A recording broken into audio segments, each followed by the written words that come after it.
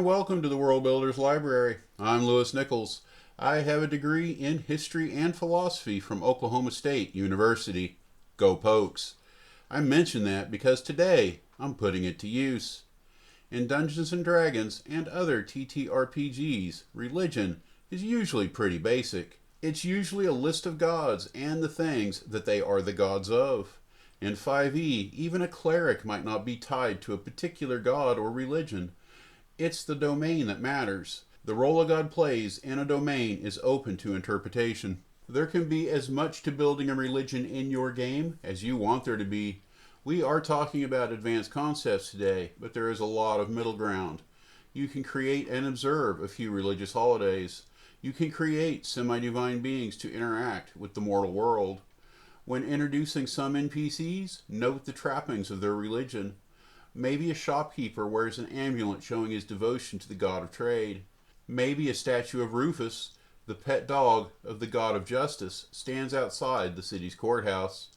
Player characters can be just a little bit religious by only stating that they have adorned their shield or cloak with the symbol of their favorite god. What we're getting into today is more than that. We are not building a pantheon or adding flavor. We're adding a top-tier layer of world building. It doesn't necessarily mean that you are running a religious-first campaign. It doesn't even mean that every character has to follow a god. Honestly, you can do all this work just for fun, just for a background to the other themes that you want to promote. Really, though, this is a setting where ground-level religion is boldly noticeable. It's for a world where ignoring the trappings of faith costs you renown. Playing a non-pious character here is going to cause NPCs to pray for the salvation of your soul. It's kind of like living in Oklahoma. Series warning: there is way too much to cover in one video, so there is bound to be follow-ups getting into more detail over what we cover here. I hope this video can stand alone, but it will be something that you can expand on, and I hope to later. Honestly, this just started as a quest to create a list of traits a religion might have, and we're not even going to get to that today. Alright, let's go. At an academic level, religions are first described by their core tenets. For example, in Buddhism, this starts with the Four Noble Truths. Life is suffering. We can recognize the cause of that suffering. We can escape the cycle of suffering. And finally, realizing that path. Other tenets include the Eightfold Path, a belief in karma, rebirth, and nirvana. Another example are the 5 pillars of Islam: the Declaration of Faith, obligatory prayer, compulsive giving, fasting in the month of Ramadan, and pilgrimages to Mecca. Mind you, these are shallow interpretations in both cases. I'd love to see your comments from anybody who knows more than me or just wants to add some details, but keep it civil. These are top-tier traits of a religion. They are the first things that you would mention in your opening 1,000-word rough draft of the project. You would also want to throw in some more minor details to fill things out. This is what the end goal of my work here is: a big list of dozens, if not hundreds, of major and minor tenets that can be pieced together into a more unique world-building experience. Systemized uniqueness. It all makes perfect sense. Or maybe I'm just trying to invent more interesting content. Now, this is geared towards Dungeons and Dragons, so what about the gods themselves? You're going to need to decide your philosophy of religion prior to inventing any in-world religions. That means that you need to know the nature of your gods. Is it a world pantheon? Are there regional groupings? How much do they care about the mortal world? And how much does the mortal world care about them? What is the top, middle, and bottom of the divine hierarchy look like, if there is one at all?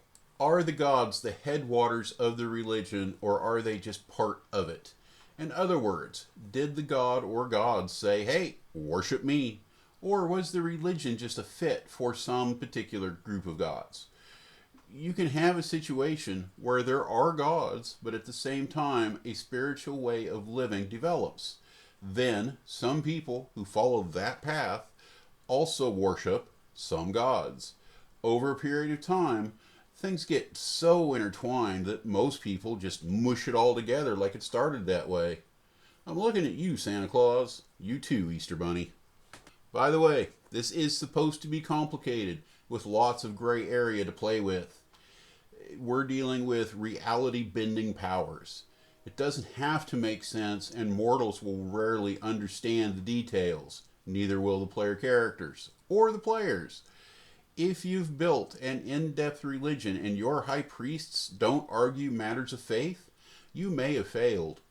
I think honestly your main goal here, your dream conclusion to this process is going to be a couple of characters that are PCs, that are religious, that have studied your world building. Yeah, I know, it's a fantasy, but I dream of this kind of stuff, and sometimes it happens.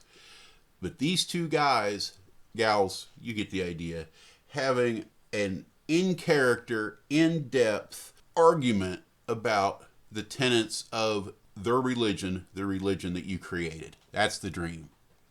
Okay, let's think about architecture for a minute. Big religious cathedrals, temples, they're a big deal. They're historic, but they're big civic projects that people pour out their municipal hearts into. They matter. They're relevant. They're symbols of influence. I have to give props to Civ 6 for inspiring some of this thought. In the game, your level 3 religious buildings give you different bonuses determined by the religion of the city, when and where it's built. It can add food, add science, or amenities. It can do a lot. You also have other choices in religious beliefs. All these give perks. If someone converts one of your cities, the belief perks change. I don't see anything wrong in a D&D world where religion is important to give real perks for major temples. I also recommend using culturally specific names. Stray thought. All right, hear me out. A little off topic. I do it all the time. Live with it. Fighter perk for following an agricultural god. Use Second Wind to cast to create food and water. Other gods in the pantheon, world, religion, they can offer other spells. All things don't have to be equal as long as you're not talking about combat balance. And D&D, you don't want to give too much to one particular character, but that's a heck of a reward for somebody who is investing in your religion system. This could be a cultural thing. Optionally, becoming a knight of a certain god at a certain level might be the key to unlocking this power. All right, sorry, I just had to get that out.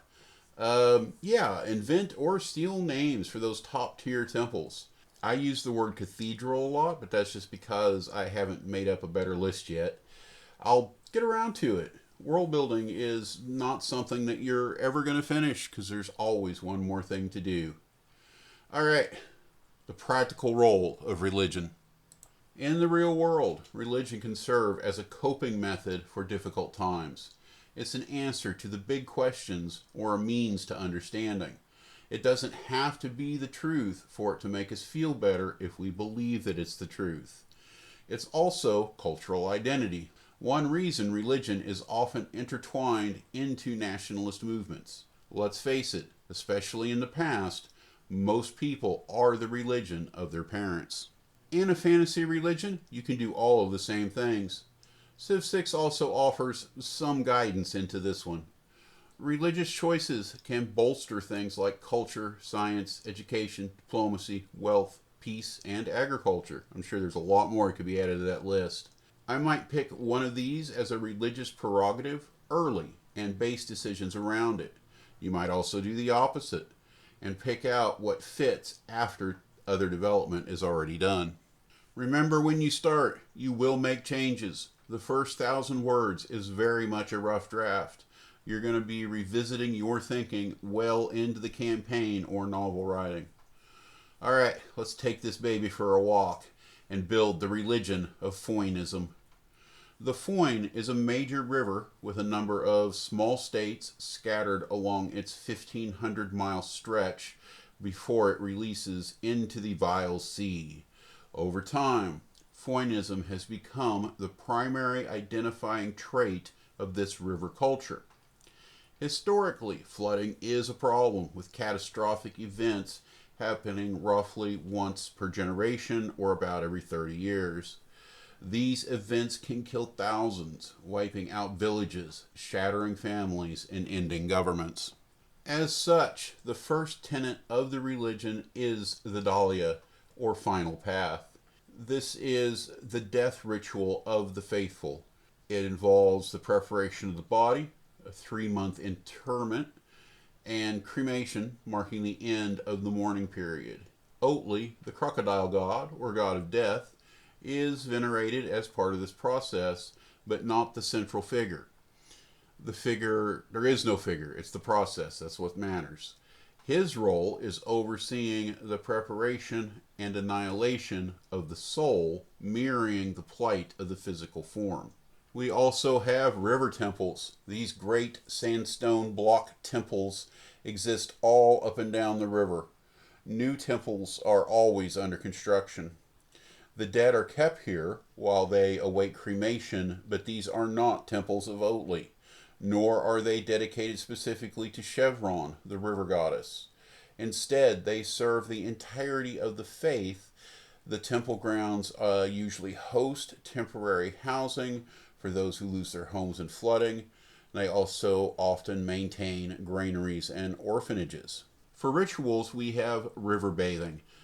For it to count as an act of faith, it's got to be done within sight of one of these temples. Most consider it adequate to do about once a month. That's only in warm weather. Those who live in sight of a temple might do it daily. In the winter, mass bathing on Sun's Day is a yearly event. Get out in that frigid water and clean yourself up. Get spiritual. Even those living far away from the river are expected to visit and bathe at least once in their lives. For beliefs, we have a belief in the holiness of river spirits. That's our third tenet in our experiment. We're going to call these guys Kappa, and they are very real. They are not always easy to live with, and if you pin one down and have a conversation, not easy to do, they don't consider themselves a part of the religion. They just do what they do. And that is usually annoy the local cat population and disrupt the home life of residents. As much as they are venerated, they are also understood to be pests. It is considered good luck to capture one of these guys unharmed and release them into the river. Services to exorcise, evict, exorcise, get them out of households, that is a thing. But the use of magical wards is considered bad taste, a step too far. There are benevolent kappa, that is a thing. Often they look over babies. Sometimes they cure the ill or feed the starving. To receive help from a benevolent kappa is considered the most precious of miracles. Number 4, the sacrifice of cattle in prevention of floods. The belief goes that not all flooding can be prevented. It must happen, like all natural processes. But the sacrifice of cattle might strengthen the beneficial spirits who fight every year to mitigate the floods. This is partially true, in that a show of dedication often encourages divine intervention. It's also true that a light sacrifice might anger the gods and make things worse. The color white is our last tenet. White is the color of cleanliness. Come on, it's not a racial thing, don't think that way. I mean, seriously, most of these people are definitely not Caucasian to begin with. A good chunk of them aren't even human. Instead, gnomes, elves, and so forth. So, the ceremonial robes are white. The block temples are painted, as are many homes, as are many businesses. Splashes of white paint on otherwise bare walls is common. Counterculture. Always have a counterculture. No matter what, there's always going to be people opposed to the main way of thinking. In the veneration of spirits, new information has recently become known, and its potential for drama is high. Kappa are part of the spirit hierarchy, though way down on the list.